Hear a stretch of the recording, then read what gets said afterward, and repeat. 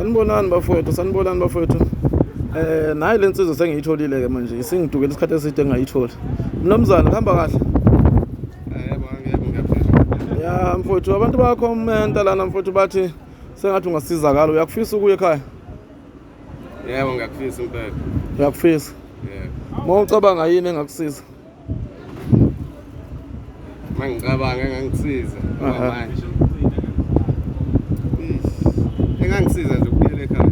Ubuyele ekhaya. Kahle kahle into ekuvimba ukuthi ubuyele ekhaya.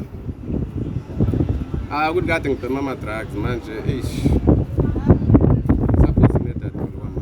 Suppose menda dola. Iyakusiza kodwa. Yebo iyangisiza. Ubuye ekhaya uyakufisa. Awunankinga nabazali? Cha nankinga. Awunankinga nabo? Yebo. Futhi siyathemba ukuthi kuzokwenzeka kanjalo njengoba nawe ufisa njengoba nabantu bayakhomenta kakhulu abantu kuleya video sike sayenza nawe mfowethu. Bathi sengathi ungasizakala futhi ugcina ubuyile ekhaya ngoba bayabona ukuthi indoda eqinile. Yebo. Ya njengoba ugezile nje mfowethu sengathi uNkulunkulu engakusiza ukwazi ukuthi ubuyele ekhaya. Yebo hayi.